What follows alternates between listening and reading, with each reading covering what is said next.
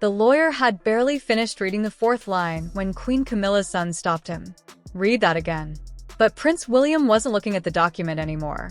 Instead, he was holding out a ring of 3 antique keys.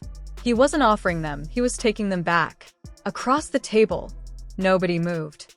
Not Queen Camilla, not her children, and not even King Charles, who had spent years allowing one dangerous assumption to settle over the family like dust, that the Ravensmere estate would eventually belong to Camilla's side of the family. Except the lawyers had just confirmed something brutal. It didn't belong to them now. It had never belonged to them. But that wasn't the part that made King Charles lower his eyes. The real humiliation was buried on the final page beneath the signature of a man everyone had assumed had been forgotten. Prince Edward. 3 hours earlier, Queen Camilla's family had arrived expecting nothing more than a private formality. There would be no argument, no confrontation, just paperwork. The estate had been treated as settled business for nearly 15 years. It included 12,000 acres, a Jacobean manor, 42 cottages, 2 working farms, a private lake, and priceless paintings that had never appeared in any public inventory. Even the staff behaved as though the future ownership had already been decided. They referred to one upstairs room as Tom Parker Bowles' study.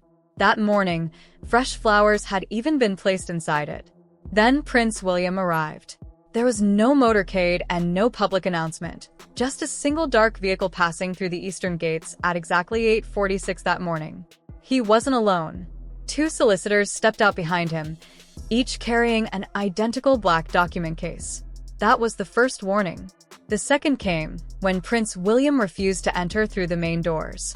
Instead, he walked around the side of the house, crossed the wet gravel courtyard, and entered through the old estate office, where land records had been stored since the reign of Queen Victoria. Why would the Prince of Wales, Prince William, ignore the drawing room and head straight for the estate records? Because this wasn't a family meeting. It was an execution. By 9:05 a.m., Queen Camilla had been informed that Prince William was already inside the estate office.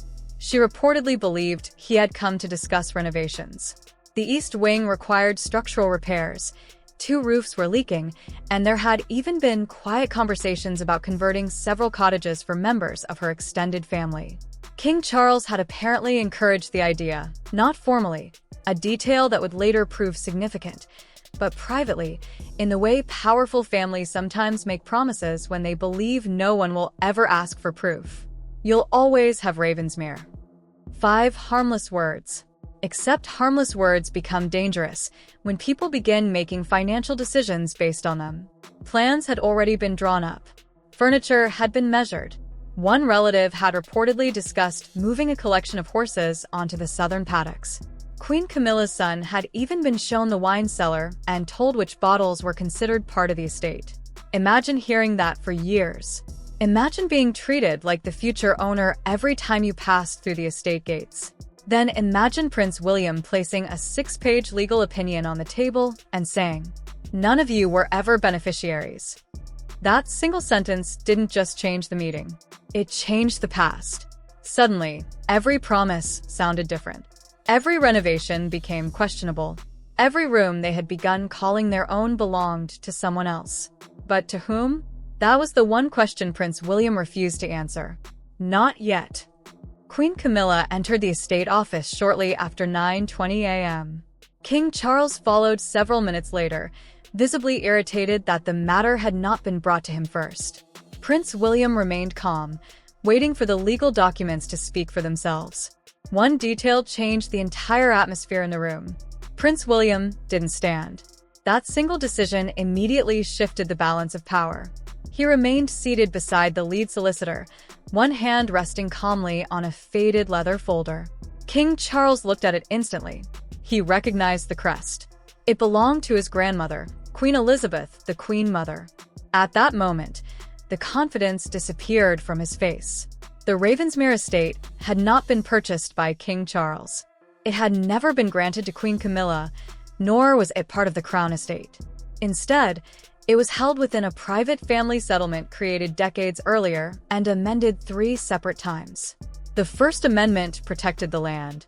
The second protected the house. But the Third Amendment safeguarded something no one in the room had thought to examine: the succession clause. Under the terms of the settlement, King Charles had been granted what lawyers call a life interest. He could live at Ravensmere. He could maintain the estate. He could receive certain income generated by the farms. But he could not permanently transfer the estate outside the bloodline named in the settlement. Not by a promise. Not by a letter. Not even by royal command.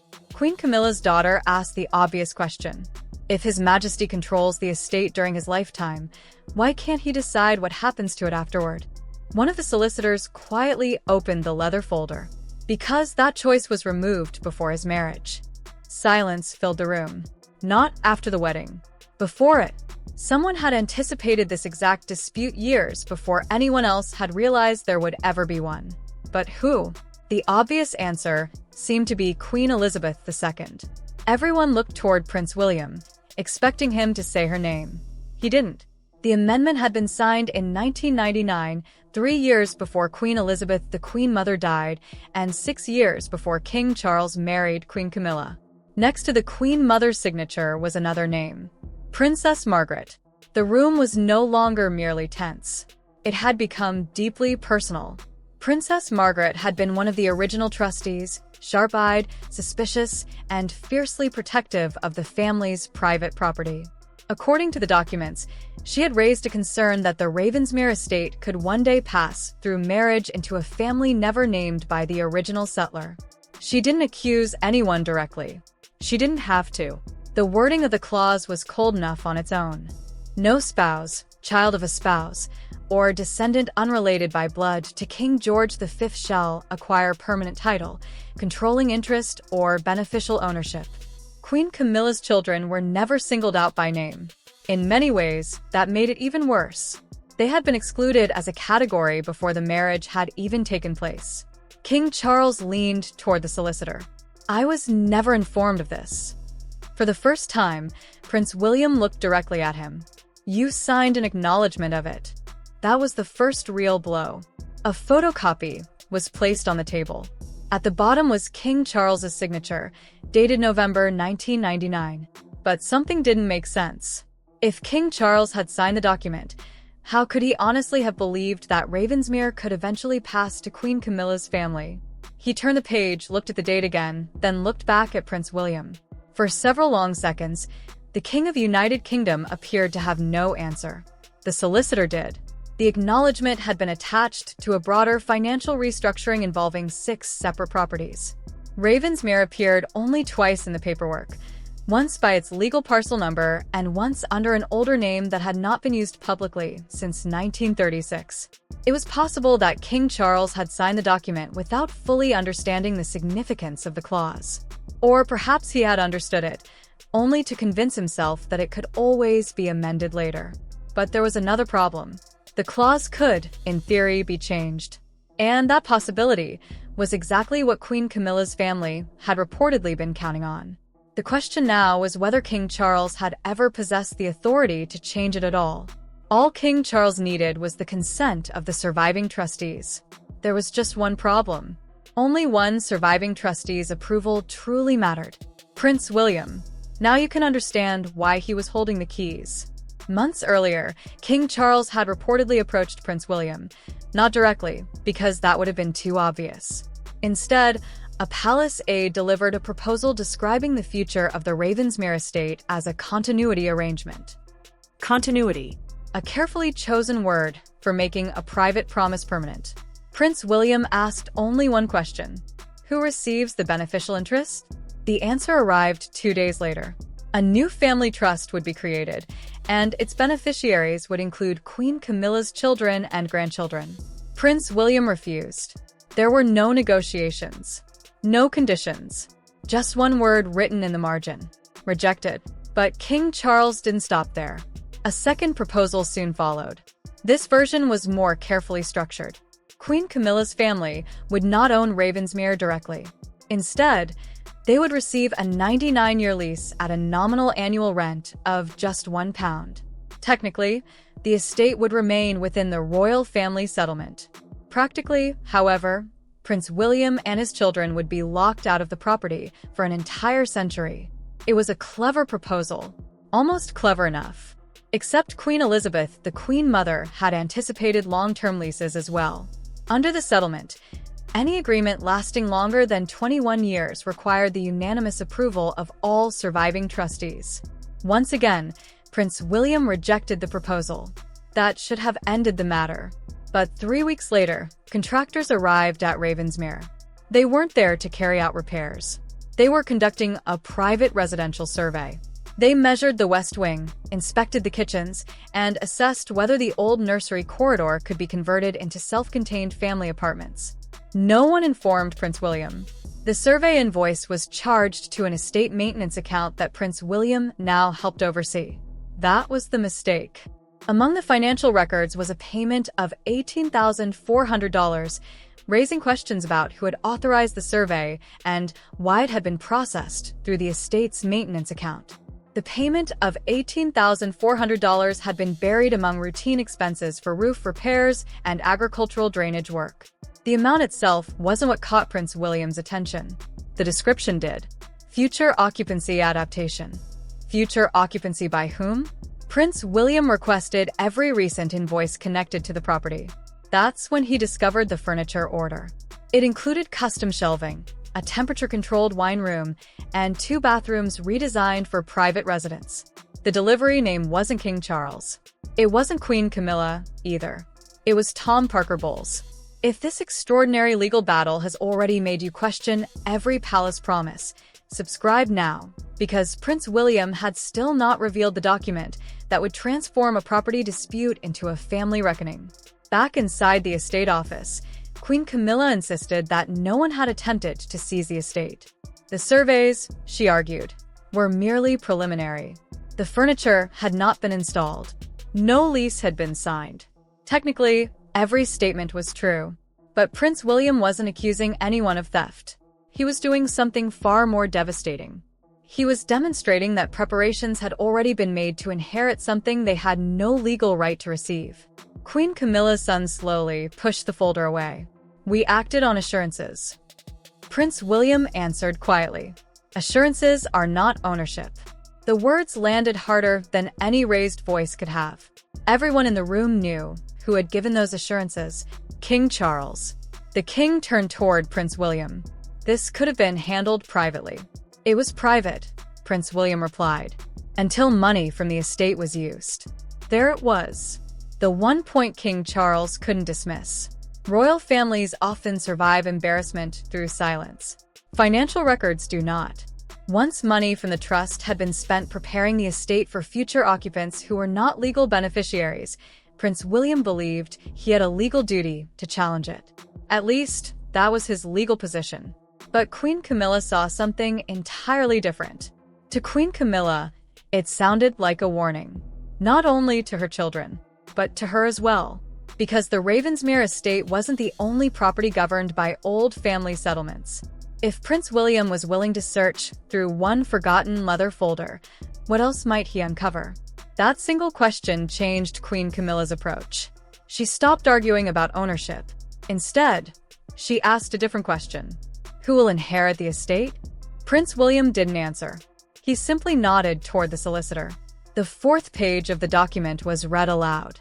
Upon the termination of King Charles's life interest, the estate shall pass to the next eligible beneficiary designated by the trustees.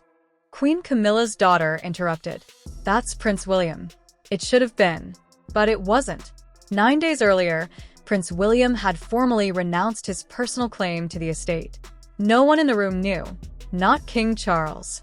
Not Queen Camilla. Not even most palace advisors. Why would Prince William fight so hard to protect an estate only to refuse to inherit it? Because he didn't want the house. He wanted control over what happened to it. By renouncing his claim, Prince William activated a clause that had remained dormant for 27 years. Under the Queen Mother's amendment, the estate would pass to the next eligible sibling named in the settlement. Was it Prince Harry? No. Prince Harry's name was never included. What about Princess Anne? She had been included, but years earlier she had submitted a sealed declaration declining the succession. That left one person: Prince Andrew. For one terrible moment, King Charles believed the situation had become even worse. Then the solicitor turned the page. According to the document, Prince Andrew had been removed from eligibility under a conduct provision that was triggered when he withdrew from official royal duties. So, who remained? Prince Edward. That was the moment Queen Camilla's son quietly said, "Read that again."